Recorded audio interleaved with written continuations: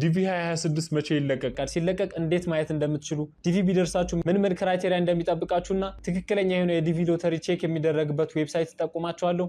እስከ ቪዲዮ መጨረሻ ድረስ አብራችሁን ቆዩ። ስለዚህ ዲቪ 2026 ውጤቱ ይፋ የሚሆነው በፈረንጆች ሜይ 3 2025 ሲሆን በእኛ በአበሻ ደግሞ ሚያዝያ 25 ከ10 ቀን በኋላ ማለት ነው ይፋ የሚሆነው። ውጤቱንም ለማየት ይሄ ወረቀት ያስፈልጋችኋል። መጀመሪያ ዲቪ ስንሞላ ዲቪ 2026 ብሎ ኮንፊርሜሽን የሰጠን ወረቀት ያስፈልገናል ማለት ነው። ወረቀቱ ላይ እንደምታዩት ስማችሁ እስከናያታችሁ ድረስ አለ። ከዛ ኮንፊርሜሽን ነምበር አለ። ከዛ የተወለድንበት ዓመተ ምህረት አለ። እነዚህ ሶስቱን በመጠቀም የዲቪ ውጤታችንን እናያለን ማለት ነው። አሁን ዲቪ 2026 ስላልተከፈተ በ2025 እንደምሳሌ ነይና መጀመሪያ ኮንፊርሜሽን ነምበር እናስገባለን። ይሄኛው 16 ዲጂቱን ማለት ነው። ከዛ ላስት ፋሚሊ ኔም እናስገባለን፣ የአያት ስም፣ ከዛ ዩር ኦፍ በርዝ እናስገባለን። የተወለድንበት ዓመተ ምህረት ዲቪ ስንሞላ የሞላ ነው ማለት ነው። ቀጣይ አውተንቲኬሽን የሚል አለ።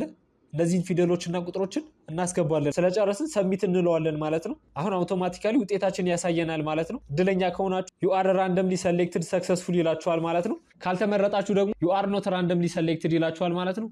በቀጣይ የዲቪ ሎተሪ እድለኛ ከሆናችሁ ምን ክራይቴሪያ እንደሚጠብቃችሁ ልንገራችሁ። በመጀመሪያ ፓስፖርታችን ሬዲ ማድረግ ያስፈልገናል። ካልታደሰ ማሳደስ፣ ከሌላችሁ ማውጣት። ብቻ ፓስፖርት የሆነ ስህተት ካለ ማስተካከል ያስፈልጋችኋል ማለት ነው። በሁለተኛ ደረጃ ደግሞ አንዳንድ ለዲቪ የሚያስፈልጉ ዶክመንቶችን ሬዲ ማድረግ ያስፈልጋል። በርዝ ሰርተፍኬት ሊሆን ይችላል። የጋብቻ ሁኔታችሁ ካገባችሁ ደግሞ የጋብቻ ሰርተፍኬት ያስፈልጋል።